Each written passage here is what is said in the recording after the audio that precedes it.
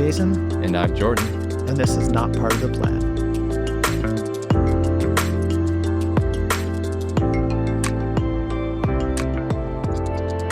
I am good to go. All right. Hold on. I just got a text from Jeff. I forgot we were going to try and chat tonight, but I know, I reached out to him too today. Oh, yeah. Hey, Jason.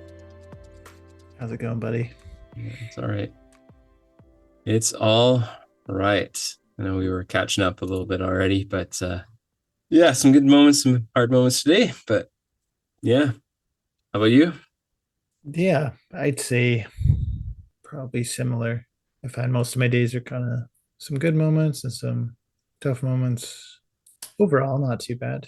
We set a time where we are going to chat and record an episode. Do you look forward to this, or is it like looming in the future as like this, I don't know, this nervous energy about getting to this place with me right now?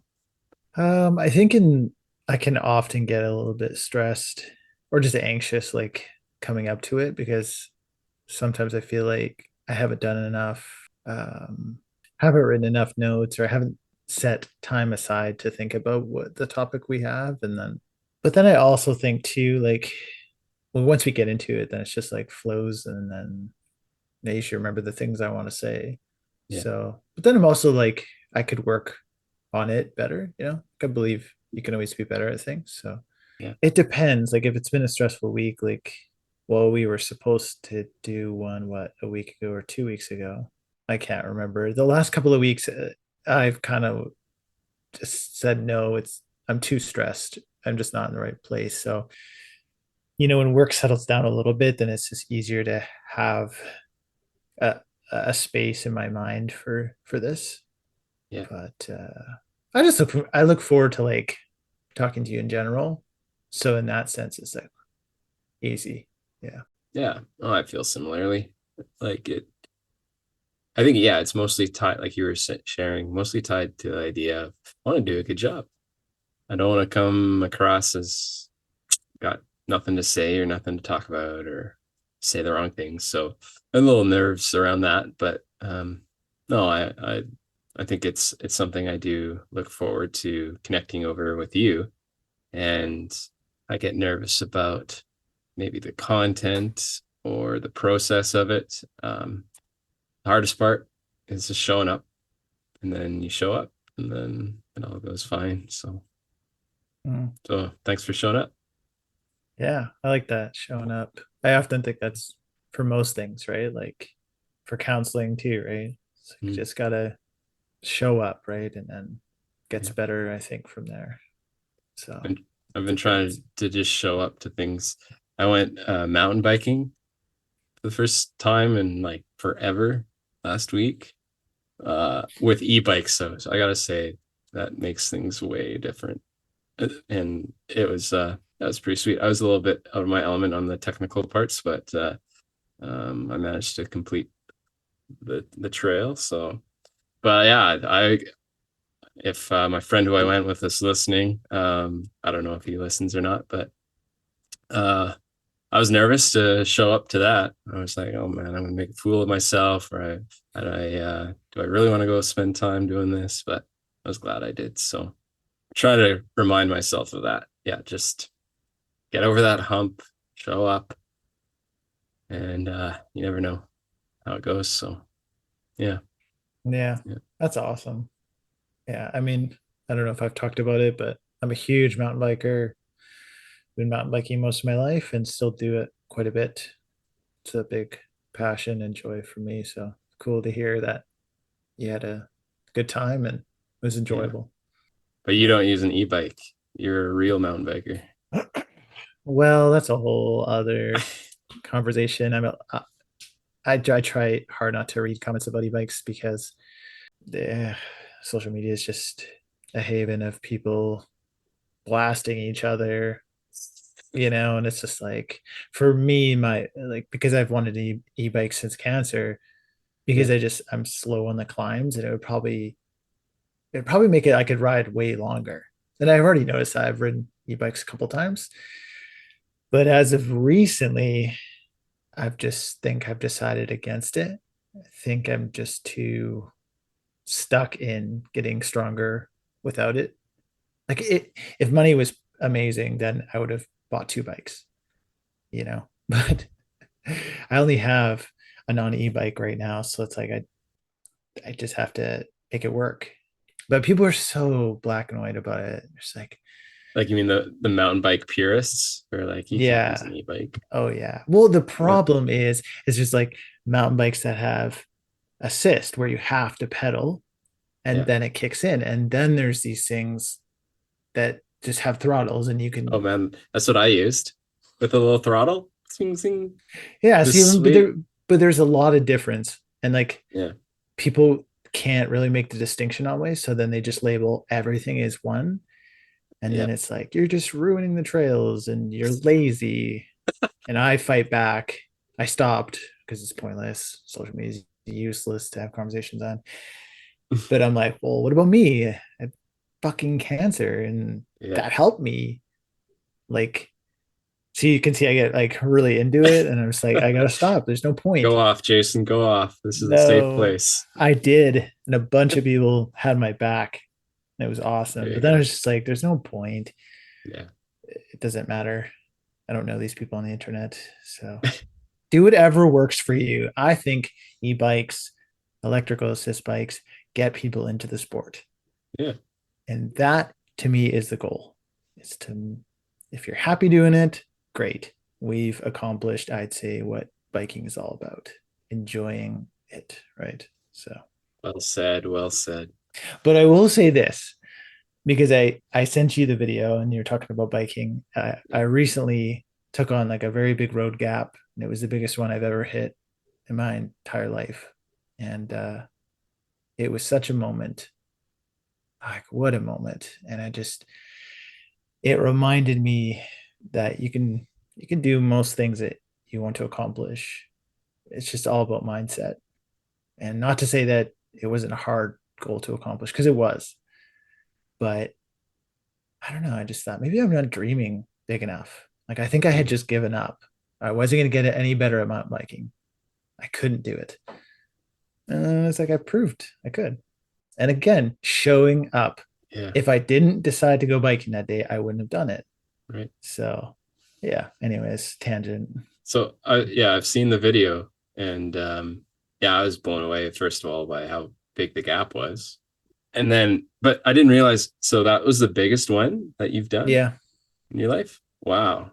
yeah, No wonder you're so stoked, because yeah, like for those of you listening, yeah, the video is awesome for the bike move, but also Jason, just your like euphoria, yeah, your victory scream, right? Like yeah. and that gave me chills watching it. It's so inspirational to me. And now to hear like that's the biggest one you've ever done after being out of the sport while you were recovering from cancer, and yeah, you've worked hard to get back into it, and that's beautiful. That's amazing. I appreciate So that. And I mean, yeah. I was with my buddy Ryan, and I tell him all the time. I'm not sure if this makes him uncomfortable or not, but I'm always like, this guy has been with me since the first ride back from cancer. He has been riding with me for 6 years, and I knew him before, and he has hung by me and has been so positive. It just builds me up all the time. It's like people don't come around like that very often. So, if Ryan's listening, I appreciate this. Appreciate you, buddy. I wouldn't keep going if I didn't have someone to ride with. So yeah, Well, it's stuff like that, right? Like those moments, the remembering cancer just is gone. I'm like, yeah. I'm just me in that moment. It's beautiful. I love it. Not sure if I'll Yeah. keep doing big stuff though. It's a lot of consequence. Well, just going back to like to Ryan's role and all that, I think that's such a good reminder for me, um, and for everybody perhaps, but just what it means to show support to somebody. And I think sometimes we think we got to have the right things to say. We got to help them fix the problem. We've talked about this before, right? And it's a journey to learn how to just to be with somebody, but like that is a real tangible example of it. Just showing up, being with you in that journey, and just being like, yeah, I'm going out, you're coming with me, or let me know next time you're going, I'm going to show up with you. And yeah, so how, for me, I'm just processing that and thinking like, how can I be somebody who Mm. shows up for other people with what? Let's go do this thing, and let's go, I'll just help you by being there with you. I don't know. I think that's a really beautiful example of friendship, and how to support people going through Yeah, hard I things. So agree. I mean, yeah. I'll have to send you this clip, but it's off a podcast that I used to listen to quite a bit. But it was a gentleman who had been struggling with depression uh, in different ways, and he was explaining kind of like that journey and about how different people helped him, and like his friends around him and his family around him, and he eventually would lead to discuss like that when you come into those situations, you're going to come into a scenario where you're not going to have all the answers, right? I don't i don't know what you're going through. Yeah. I haven't lost my spouse, right? And we'd be kind of foolish to be like, right, like he used the way to explain that if we use like really not aggressive love but like really big love, like that's going to take away the pain when it's like just showing up, right? Is I think half of it right there. But I'm butchering it. I wish I had the clip. It was such a good reminder. Like we need to remind ourselves that we're not always going to have the answer, and the sooner we realize that, then maybe just the basics is the best option, right? So sticking in the mud with other people, amazing. So yeah. Yeah. Speaking of not having the answers, um, the topic that we were gonna talk about today, I think we both kind of hesitated about it because it's like, oh, it's not a topic that has a lot of clear or obvious answers or thoughts even. It's something that I know I think about now more than ever, but I'm also more confused about now more than ever. And that's the topic of heaven, and or the afterlife, or any of that. Pardon my dog barking in the background. You can hear that. But I'm thinking about how to kind of introduce that. Um, I think one of the questions that we had written down together is, does your perspective of how to live life change based off of your belief if heaven is real or not? Because we're not going to answer the question of like, is heaven real? Like if you are a person of faith or not. From my perspective, just sit here and say, I know that heaven is real. That's not how my mind works when it comes to faith and belief, right?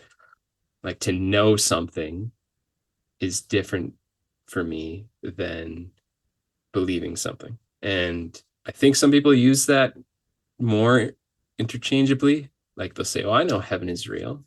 Well, for me, I that never quite sits right because I haven't seen it. I haven't, you can read about it in the Bible, but no part of my scientific mind has sensed it to be something that's real. That doesn't mean I don't have belief about it being real. You know what I mean? So I just kind of go start with that because a lot of what I'm thinking about right now is that question of, would I live the remaining life I have here on earth, would I live that differently if suddenly I knew that heaven was or wasn't real? And probably is my answer, but just kind of curious for you, like if you had anything to share about that or just other thoughts even around what I've been rambling about. I mean, There's a lot to unpack in that. Um, Yeah, sorry, I just went on a tangent a bit, but no, I think it's important. It shows, well, it shows that your faith changes and your belief in specific things, I don't know, it changes over time too, right? Like as you grow up, and this is kind of in our notes too, right? Like growing up without a dad, kind of instilled the belief that like when I get to heaven, I'm going to see him. So to me, heaven growing up was a very positive thing. It was just like, going to get to the end and then I'm going to see I'm going to see him. And so coming from like a very, I don't know, like a childlike faith, which sometimes is obviously is the easier thing to believe, but and also like what else would you tell your kid yeah, that lost his parent? yeah, Oh well, I really don't think heaven's there. So like of course you're going to say that. You're going to instill the idea that there is something after death, right? But as I don't know, as I grew up, I never really thought of it, to be honest. My mom wrote something in my Bible one time when she gave me a Bible in my teen years. She said, "I'll see you on the other side." And for some reason, that was really profound for me because I was like, "Oh man, she thinks for sure I'm going to go to heaven hmm, and we'll be, seeing each other." So now, when I unpack whether or not I think heaven is real, I I believe heaven is real, but the specifics of it, I'm just very unsure. Do I believe in Christianity? Yes. I believe in a relationship with God. Yeah, see, I want to say I know that's true. That God is real. And Jesus died for our sins. But again, all we have is a Bible and our faith. So I don't know. Maybe I'm willing to just like I'm willing to be wrong. Like hmm, it wouldn't change my perspective on how I'm living now if I suddenly found out heaven wasn't real. Like to me, that wouldn't change anything. I would still live this life of trying to love others all the time, respecting and encouraging, because I just think that's I think brings me joy doing that, right? Like it's not a negative thing. So yeah, I don't know if that answers your question, but I don't think it would change much for me. yeah. I I'm not sure for myself, honestly.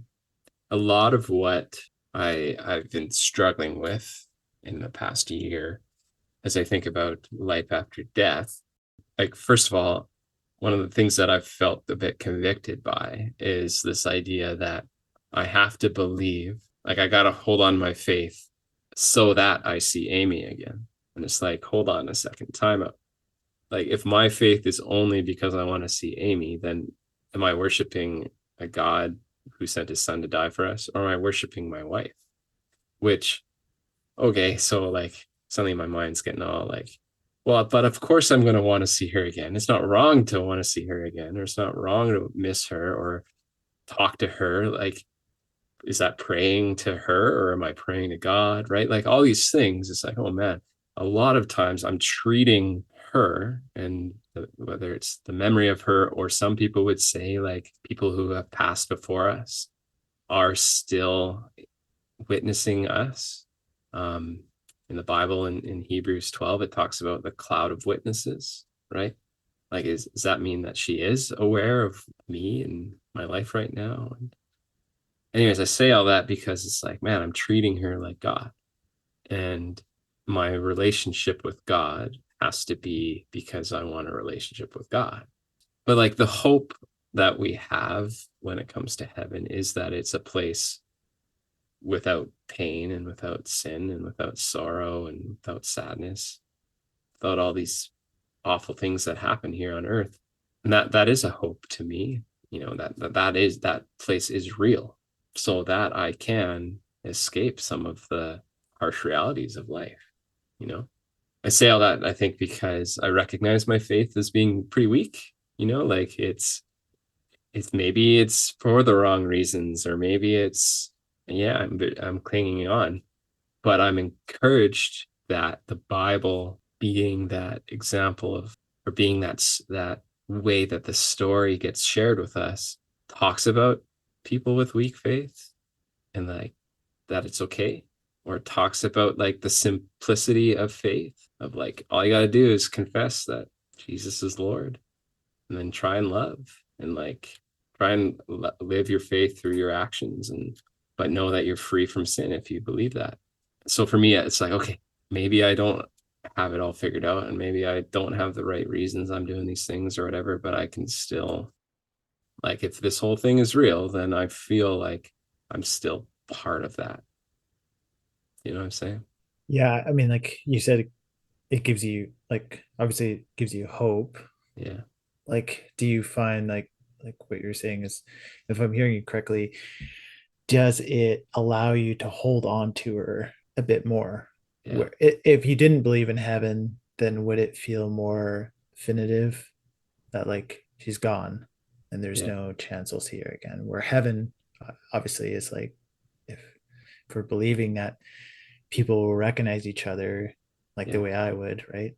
And it's Yeah. like it's just hope. Yeah, I Yeah. would say it brings hope then. I don't think that's Yeah. wrong. No, it's not wrong. When I am faced with the fact that one day, like, either I'll die and there is nothing after, and I don't know how to even, I don't know. Do you ever think about that?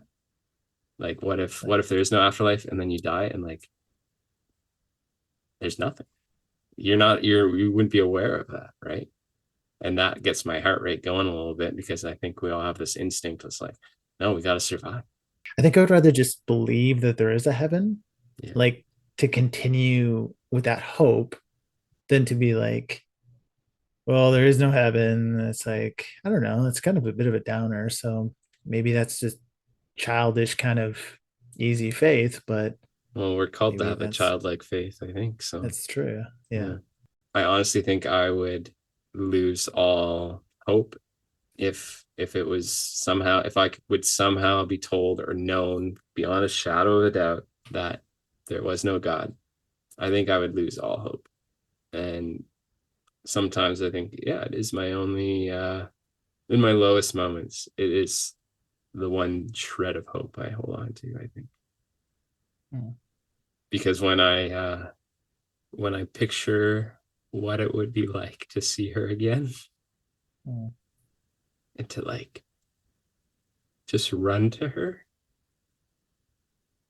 and hold her and be held by her, I don't think I could comprehend the joy that would bring me. Like, there's nothing comparable on earth to the joy that that moment would bring me.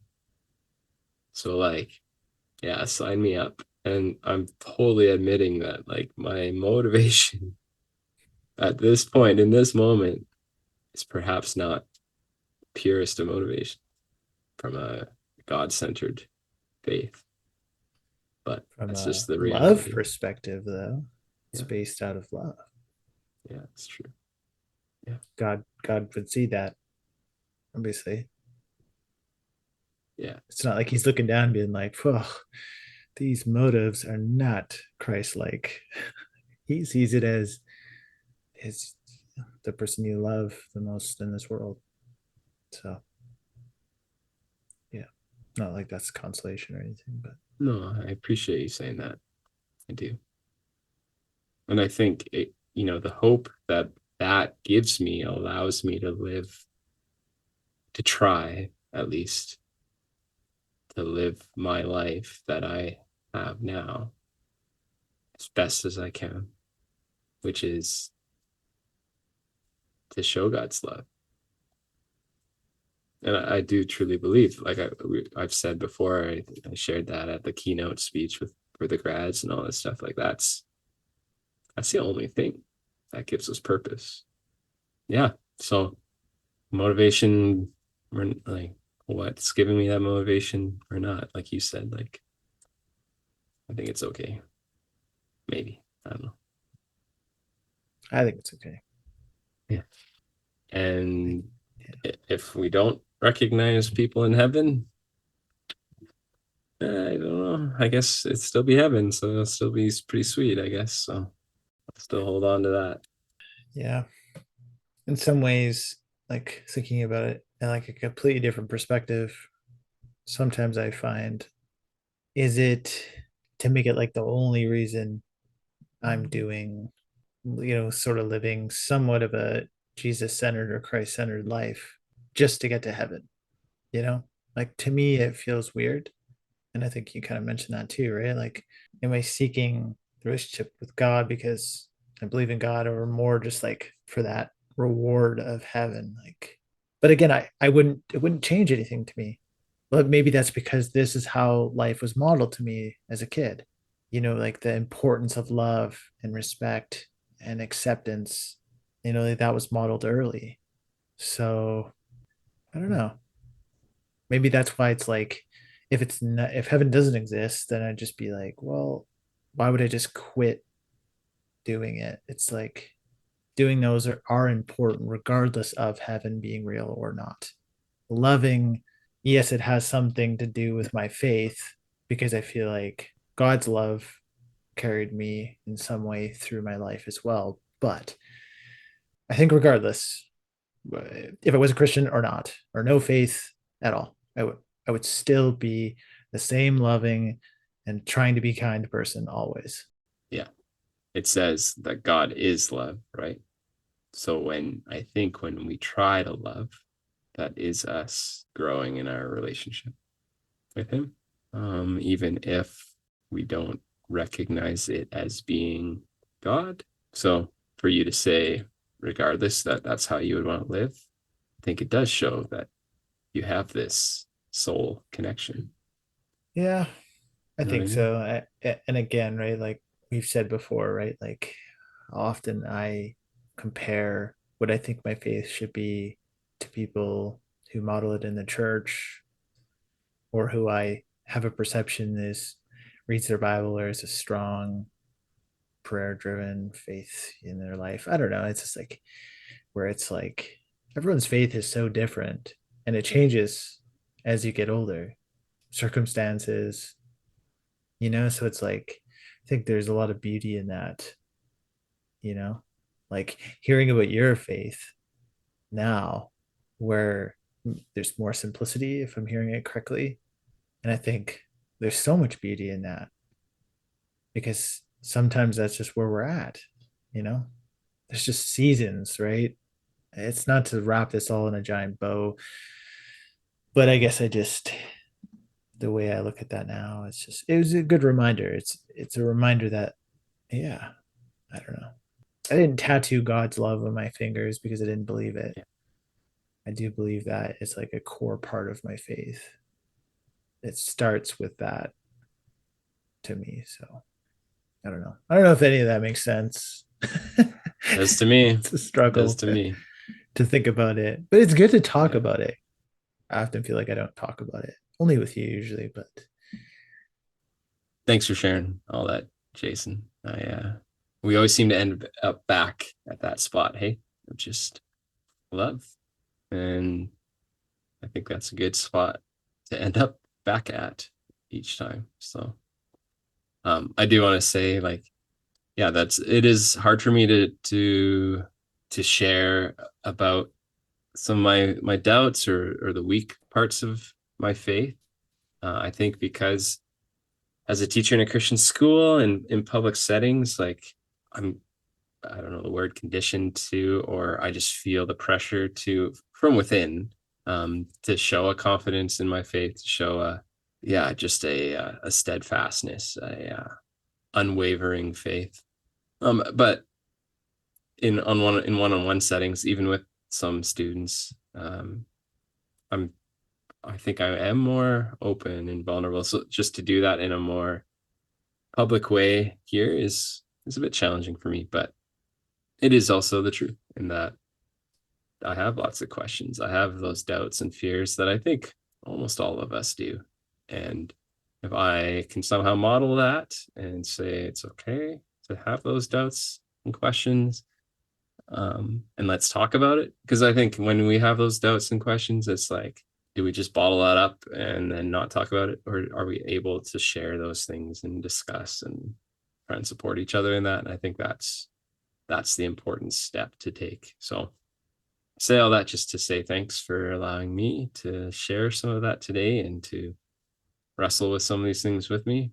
And we do that a lot when we're not recording as well. So I just appreciate that. Yeah, no. Again, I really appreciate you and being vulnerable. I think if we can be open and it just maybe helps one person maybe in a tough scenario with their faith or with anything that's happening in their life, just feel a little more like they can be open regardless of their position in their workplace or in their church, anywhere, right? So there's a lot of beauty in that. I truly believe that there's so much love in that, just allowing people to have a space. So, and that's, I think, our biggest goal in this podcast is having a space to be open and honest. And sometimes it's amazing. We started this off thinking, do you look forward to doing this? Hmm. These are the moments I look forward to Hmm. because they're so rewarding. They're hard, but they're rewarding.